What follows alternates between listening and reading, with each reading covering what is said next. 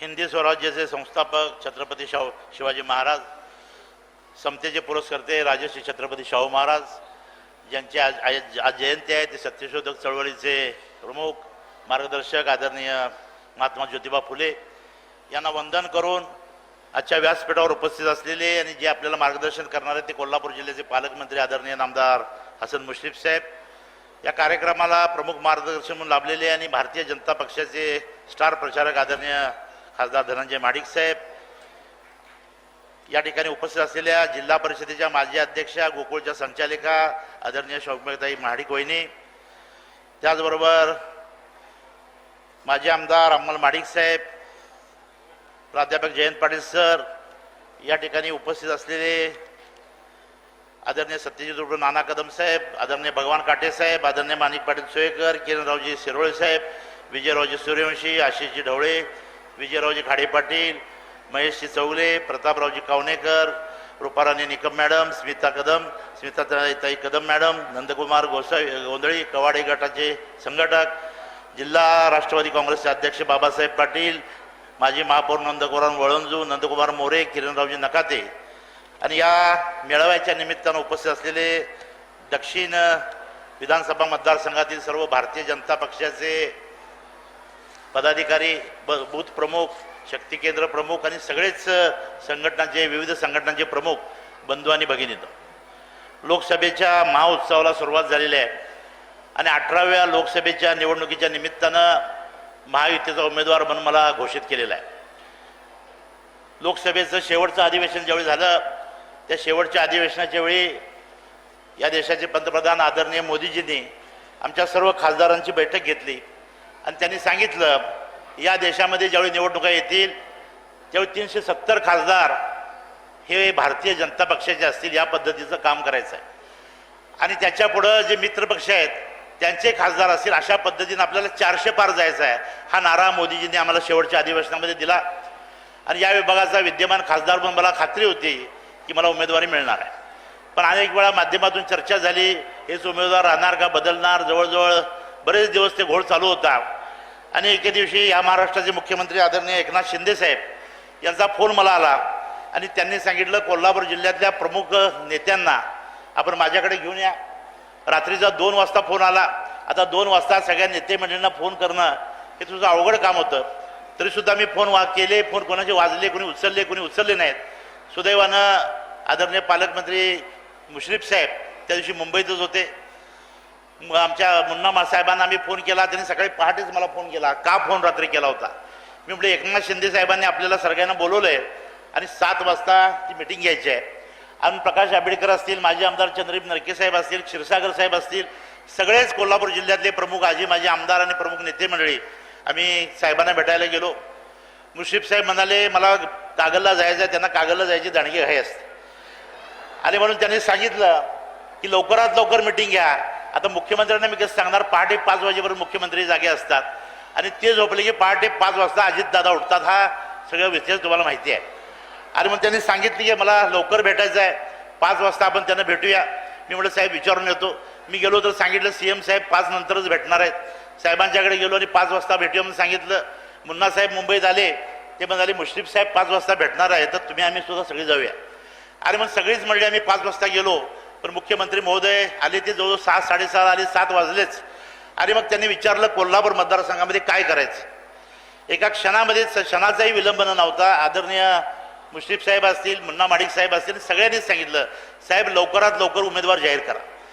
त्यांनी विचारलं, माझ्यासमोर विचारलं, माझ्या माघारी विचारलं, उमेदवार वगैरे काय बदलायचं आहे का? बरोबर आहे ना, उमेदवार वगैरे काय बदलायचं आहे काय? ती म्हणजे उमेदवार वगैरे बदलायचं नाही तर लवकरात लवकर जाहीर करा. समोरच्या बाजूची उमेदवारी जाहीर झालेली, आम्हाला प्रचाराला वेळ होतोय, या पद्धतीच्या सूचना त्यांनी दिल्या. आणि हे होत असताना मला जाणीव आहे की जुन्या काळामध्ये शिवसेना भारतीय जनता पक्षाचा एक कार्यकर्ता म्हणून वावरत असताना, शिवसेनेचा कार्यकर्ता म्हणून वावरत असताना 2014ला सुद्धा मी शिवसेनेचा आणि भारतीय जनता पक्षाचा उमेदवार होतो. आणि त्यावेळी भारतीय जनता पक्ष शिवसेनेची ताकद कोल्हापूर जिल्ह्यामध्ये जास्त होती. मी मागचा याचा उल्लेख आपल्या कार्यालयामध्ये आल्यावर केला होता. आणि त्या काळामध्ये शिवसेना म्हणायची की आमची ताकद जिल्ह्यात जास्त आहे आणि भारतीय जनता पक्षाच्या लोकांना उमेदवारी देऊ नका असा आग्रह आमचा असायचा. पण अलीकडच्या काळामध्ये खास करून उल्लेख केला पाहिजे मोदीजींच्या नेतृत्वाखाली विशेषतः कोल्हापूर जिल्ह्यामध्ये अंमल माडिक साहेब असतील, धनंजय माडिक साहेब असतील, शौमिकाताई वहिनी असतील, समर्जीराजे घाडगे असतील आणि आपण सर्व इतकी मेहनत आपण घेतलेली आहे. अगदी बूथ लेवलपर्यंत, पन्ना लेवलपर्यंत आपण गेला आहे आणि साहजिकच आता भारतीय जनता पक्षाची ताकद वाढलेली आहे. आणि मग प्रत्येकाला आपल्याला वाटतं की आता उमेदवारी विधानसभेची, लोकसभेची होत असताना ही भारतीय जनता पक्षाच्या कार्यकर्त्याला मिळाली पाहिजे. त्याचं प्रमुख कारण म्हणजे आम्ही कष्ट घेतलेले आहेत, अगदी तळागाळापर्यंत आपण पोहोचलेलो आहे. ही सगळी आपले कष्ट वाया जाऊ नयेत या भूमिकेतनं आपण उमेदवारी मागितली. हरकत नाही, मोदीजींनी सांगितल्याप्रमाणे मित्रपक्षाचा पक्ष म्हणून मला उमेदवारी मिळाली. उमेदवारीचा प्रचार कधी करायचा, कशा पद्धतीने नियोजन करायचं याचं मार्गदर्शन घेण्यासाठी मुश्रीफ साहेबांच्याकडे गेलो. त्यांनी मला सांगितलं होतं ज्या क्षणी तुमची उमेदवारी घोषित होईल त्याच्या दुसऱ्याच दिवशी कोल्हापूर शहरातल्या पदाधिकाऱ्यांचा, नगरसेवकांचा बैठक आणि मेळावा आपण घेऊ. ते आल्यापर्यंत त्यांनी शब्द दिल्यापर्यंत त्यांनी सांगितलं मी आता पोचलोय आणि आपल्या पदाधिकाऱ्यांचा, नगरसेवकांचा मेळावा आपण घेऊ. त्यांनी तो मेळावा घेतला. त्याच्या आधीच मुन्ना साहेबांना कदाचित ते लक्षात आलं असेल, त्यांनी सुद्धा मला फोन केला आणि त्यांनी सांगितलं भारतीय जनता पक्षाच्या पदाधिकाऱ्यांचा, बूथ प्रमुखांचा मेळावा सुद्धा आम्ही पक्ष कार्यालयामध्ये घेतलेला, तिथे येऊन जाऊ असं सांगितलं.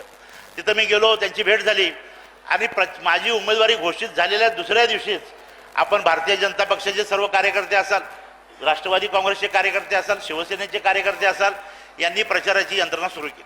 आणि म्हणून हे प्रचाराचं नेमक्या पद्धतीचं नियोजन काय करायचं हे ज्यावेळी मार्गदर्शन मुश्रीफ साहेबांनी केलं त्यावेळी म्हणाले की ज्यावेळी प्रचाराच्या निमित्तानं आपण घरोघर जातोय, गल्ली गल्लीतून जातोय, गावोगाव जातोय, त्यापूर्वी पदाधिकाऱ्यांची, कार्यकर्त्यांची आणि सर्व युतीच्या सर्व पक्षांची एक बैठक आणि मेळावा झाला पाहिजे. आता कागल तालुक्यातल्या मेळाव्यांचा जर मी उल्लेख केला तर मेळावा झाला का प्रचंड जाहीर सभा झाल्या, अशा आश्चर्य वाटण्यासारख्या तो कार्यक्रम झाला. आज सुद्धा या मोठ्या रामकृष्ण हॉलमध्ये आलेला असताना एक भव्य असा मेळावा पदाधिकाऱ्यांचा आपण घेतला, काल निसरीला घेतला. आणि म्हणून एक प्रकारे कार्यकर्ते आता जोरात कामाला लागलेत असं चित्र आपल्या सर्व मतदारसंघामध्ये दिसतंय. आणि म्हणून मागच्या महिन्यामध्ये थोडंसं आपण मागं पडलो होतो प्रचारामध्ये, की सगळा बॅकलॉग पूर्ण करून आता आपण प्रचारामध्ये आघाडी घेतलेली आहे. राहिलेल्या काळामध्ये सुद्धा अजून उमेदवार म्हणून माझा उमेदवारी अर्ज भरायचा आहे. 15 तारखेला आम्ही आता बोलत होतो, 15 तारखेला उमेदवारी अर्ज भरायचा. उमेदवारी अर्ज साधे पद्धतीनं भरायचा की प्रचंड ताकदीनं भरायचा याचं नियोजन आम्ही आता करणार आहोत आणि आपल्याला सूचना करून देणार आहोत. या उमेदवारी अर्ज भरायला सुद्धा मोठ्या संख्येनं असंच उपस्थित राहावं हे निमंत्रण सुद्धा या आजच्या कार्यक्रमाच्या निमित्तानं आपल्याला देतो. आणि या निमित्तानं कोल्हापूर जिल्ह्यामध्ये अनेक विकासाच्या योजना झाल्या, विशेषतः दक्षिण मतदारसंघामध्ये झाल्या, त्याचाही उहापोह थोडक्यामध्ये करण्याचा प्रयत्न मी करेन. का अजून मुश्रीफ साहेब बोलायचे आहेत, मुन्ना साहेब बोलायचे आहेत. पण या विभागामध्ये काम करत असताना गेल्या 5 वर्षामध्ये अनेक अडचणी आल्या, याचा सुद्धा जरूर उल्लेख मला या निमित्तानं करावा लागेल. त्यामध्ये अडीच वर्षाचा कालखंड हा लोकसभेचा माझा जर गृहीत धरला तर पहिल्याच वर्षी कोल्हापूर जिल्ह्यामध्ये अतिवृष्टी झाली, पूर आले.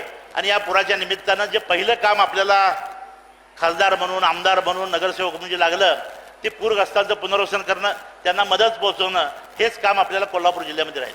आपला नॅशनल हायवे बुडून गेला होता, नेहमीप्रमाणे चिखली आणि तिकडचा आंबेवाडीचा भाग बुडून गेला होता, कळे बाजार भोगाव बुडून गेला होता. हे सगळं काम करत असताना पुनर्वसनाचं काम केलं. आणि ज्यावेळी लोकसभेची निवडणूक झाली त्या लोकसभेच्या निवडणुकीच्या वेळी शिवसेना आणि भारतीय जनता पक्षाची आज आहे तशीच युती होती आणि तीच युती पुढे राहील अशा पद्धतीचं चित्र होतं. त्यानंतरच्या 1-2 महिन्यामध्ये विधानसभेच्या निवडणुका झाल्या. विधानसभेच्या निवडणुकीमध्ये सुद्धा भारतीय जनता पक्ष आणि शिवसेना युती होती. 105 आमदार भारतीय जनता पक्षाचे आले, शिवसेनेचे जवळजवळ 55 आमदार आले. आणि साहजिकच लोकांना वाटत होतं की यामुळं आता भारतीय जनता पक्ष आणि शिवसेनेचं सरकार या राज्यामध्ये येणार. पण घडलं वेगळंच. त्यावेळीचे आमच्या पक्षाचे नेते उद्धवसाहेब ठाकरे यांनी निर्णय बदलला आणि महायुती तोडली आणि महाविकास आघाडी या राज्यामध्ये जन्माला आली. महाविकास आघाडीचे ते मुख्यमंत्री झाले. साहजिकच शिवसेनेमध्ये काम करणाऱ्या आमच्या सगळ्या कार्यकर्त्याला आनंद वाटला, आमचा माणूस आता मुख्यमंत्री झाला आहे, आता विकास कामांना कुठली अडचण येणार नाही. खासदार म्हणून खासदारपण तर आहेच, पण त्याच्याबरोबर राज्य सरकारच्या विविध फेडकडून आपल्याला पैसे मिळणार आहेत आणि त्या निमित्तानं आपल्या विभागामध्ये चांगलं काम करता येईल हा आशावाद आमच्यासमोर होता. पण हळूहळू शासन पुढं सरकत होतं, दिवस जात होते आणि उद्धव साहेबांच्याकडे खासदार म्हणून, आम्ही आमदार म्हणून काही असतील हे विकासाच्या योजनांची मागणी करत होतो. उद्धव साहेबांना राजकारण लक्षात येत नव्हतं. आता भाषणामध्ये ते पट्टा येत आहेत, पण अनेक वर्ष मुंबईत घालवल्यानंतर आम्हाला अनेक वेळा वेदना द्यायची, अरे तुम्हाला काय पाहिजे आहे साहेब, आमच्या मतदारसंघामध्ये निधी पाहिजे. किती निधी पाहिजे तर ग्रामीण भागासाठी असा पाहिजे, तांडा वस्तीसाठी पाहिजे, डोंगरी विकासमधनं पाहिजे, ते म्हणाले ते काय नाही, तुम्हाला कोल्हापूर शहरासाठी निधी मिळेल. अहो साहेब म्हटलं माझं एक शहर आहे आणि राहिलेली 938 गावं आणि वाड्या वस्तीचा जर अभ्यास केला तर 1200 गावं येतात. या प्रत्येक वाड्या वस्तीला मला निधी मिळाला पाहिजे ही मागणी आम्ही करत असायचं. पण उद्धव साहेबांची ही बाब ही काही लक्षात यायची नाही. या उलट त्यावेळेचे असलेले ग्रामविकास मंत्री मुश्रीफ साहेब मात्र भरभरून निधी आपल्या मतदारसंघामध्ये असं आणायचे, राष्ट्रवादीच्या कार्यकर्त्यांना द्यायचे आणि कार्यक्रमाचा प्रमुख पाहुणा मीच असायचो. दरवेळी आम्ही भाषण करायचं, मुश्रीफ साहेबांना आणलेल्या फंडातल्या प्रचाराचा विकास कामांचा नारळ मी वाढवतोय. माझ्या मात्र मनामध्ये खंत असायची, माझ्या विकासाचा निधी माझा मुख्यमंत्री असताना सुद्धा मिळत नाही, ती खंत माझ्या मनामध्ये असायची. खासदार फंडाचा उपयोग करायचं मी ठरवलं, काही गावामध्ये त्याचं नियोजन केलं. पण त्यावेळी शिवसेना भारतीय जनता पक्षाबरोबरच नवीन एक लचांड आम्ही अंगावर घेतलं होतं, आपलं ठरलंय. आणि म्हणजे आपलं ठरलंयचा पैरा फेडण्यामध्ये माझी पहिली 2.5 वर्ष मुन्नासाहेब सगळी गेली. एवढे दिवस त्यात गेले की अजून सुद्धा आमच्या मित्रांना अजून आमच्यावर उपकाराची ओझं आहे का काय असं वाटायला लागले. मी आता उल्लेख जर केला तर किती त्यांच्या उपकाराचं ओझं फेडलंय हे तुमच्या या निमित्तानं लक्षात येईल. आणि म्हणून त्यांनी मदत केली होती, ज्यांनी मदत केली त्यांची पूर्णपणानं उतराई करणं हा मंडलिकांचा धर्म आहे. आणि म्हणून आम्ही त्या पद्धतीनं काम करत गेलो. पण या मंडळींना मात्र आमची मदत कधी वाटली नाही, की आम्ही त्यांना गुलाम आहे का काय असं वाटत होतं. आणि म्हणून एखादा खासदार झाला, आपल्या विचाराचा एखादा महापौर झाला, आपल्या विचाराचा एखादा सहकारी संस्थातला कोणतरी पदाधिकारी झाला तर त्यांना गुलाम म्हणून राहायचं आणि आपल्या हजेरी द्यायला आदनामधनं अजिंक्य करायला यायचं. या पद्धतीचा आमच्या मित्रांचा कारभार,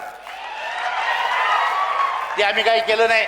आणि या कारकिर्दीमध्ये काम करत असताना आदरणीय उद्धव साहेबांच्याकडे आम्ही मागण्या करत होतो. आणि मागण्या केल्यानंतर काही दिवसानं या राज्यामध्येच नव्हे तर देशामध्ये नव्हे तर जगामध्ये कोरोना आला. आणि कोरोना आल्यानंतर तर या राज्याचं देशाचं विकासाचं कामच थांबलं. आमचे मुख्यमंत्री त्यावेळेचे उद्धवसाहेब ठाकरे म्हणायचे सोशल डिस्टन्सिंग ठेवा, आपलं घर आपलं, माझे घर माझे कुटुंब. आणि ते भेटायचे नाहीत. अनेक वेळा मुश्रीफ साहेब त्यावेळी मंत्री होते, ते म्हणायचे अहो तुमचा मुख्यमंत्री आम्हाला भेटतच नाही. साहेब बरोबर आहे ना, मुख्यमंत्री आम्हाला भेटतच नाही. आता आम्हाला ऐकून घ्यायला लागायचं आमचा मुख्यमंत्री आणि भेटत नाहीत म्हणायचे आणि ते भेटायचे सुद्धा नाहीत. आणि मग अशा सगळ्या परिस्थितीमुळे आमदार असतील खासदार असतील यांना आपल्या नेतृत्वापासून लांब जातो ही भावना झाली. आणि साहजिकच कुठेतरी मनामध्ये होतं की आता काहीतरी बदल झाला पाहिजे. निमित्त होतं राज्यसभेची निवडणूक, मुन्ना साहेबांची निवडणूक झाली. पहाटे परत आम्ही ते नाट्य बघत बसलो, मुन्ना साहेब कशी निवडून येतात का नाही असं बघत बसलो. मला वाटते पहाटे 5च्या सुमारला 4च्या सुमारला निकाल लागला आणि राज्यसभेचे खासदार म्हणून मुन्ना माडिक साहेबांची निवड झाली. आणि दुसऱ्या सकाळी उठून बघतोय तर काही आमदार सुरतला गेले. आम्हाला विचारले अहो आमदार कुठे गेले तुमचे, प्रकाश आंबेडकर कुठे गेले, हे कुठे गेले, ते कुठे गेले म्हणायला लागले.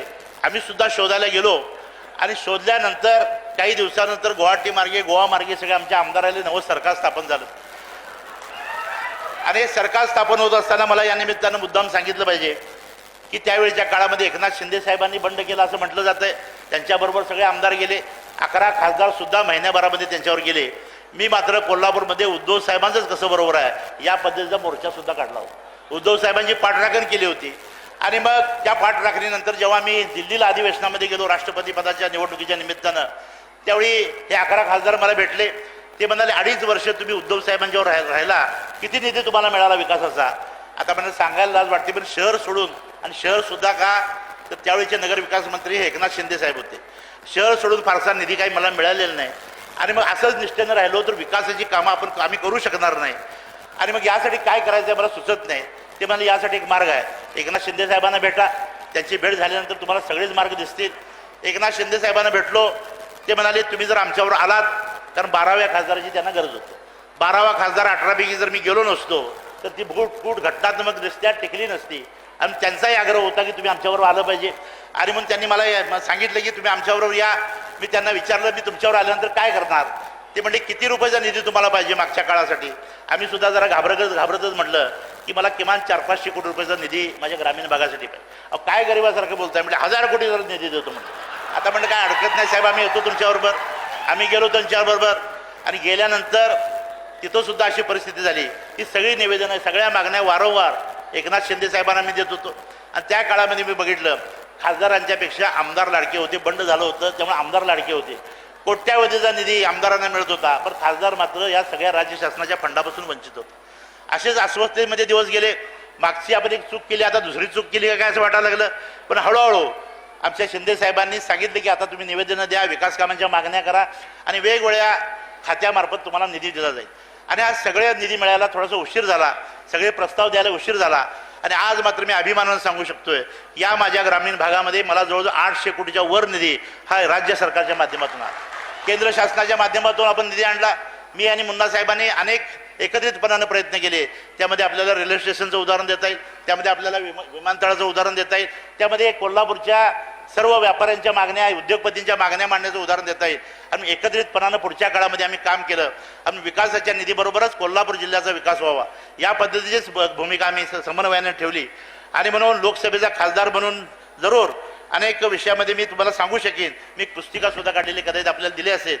आणि म्हणून दक्षिण मतदारसंघामध्ये मी जो निधी दिला त्याचा उल्लेख करतो, पण काय कामच केलं, मी नेमका काय करत होतो माझा मला प्रश्न पडतोय, म्हणून मी तुम्हाला सांगतो. आणि म्हणून दक्षिण विधानसभा मतदारसंघातील जिल्हा परिषदनुसार जो निधी आहे त्यामध्ये उसगाव जिल्हा परिषद मतदारसंघाची गावाची संख्या आहे 3, त्यामध्ये दिलेला निधी आहे 91,50,000 रुपये. एका आमच्या मला वाटते गांधीनगर त्यामध्ये येते, एका गावातच 60 लाख रुपये दिलेले आहेत. मुडशिंगी जिल्हा परिषद मतदारसंघ गाव आहे 6, यामध्ये 1,50,00,000 रुपये. उजळाईवाडी मतदारसंघामध्ये 94,50,000 रुपये. पाचगाव जिल्हा परिषदमध्ये 2,11,00,000 रुपये आणि निगवे मतदारसंघामध्ये 2,50,00,000 रुपये. त्याचबरोबर प्रधानमंत्री ग्राम सडक योजनेच्या माध्यमातून 2,40,00,000 रुपये. CRF हा केंद्रीय जो निधी आहे मार्ग निधी, त्यासाठी 15,44,00,000 रुपये.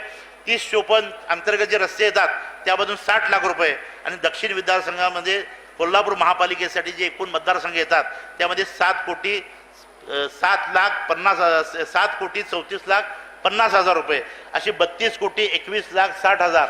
यामध्ये मी विमानतळाचा उल्लेख केलेला नाही, यामध्ये नॅशनल हायवेचा मी उल्लेख केलेला नाही.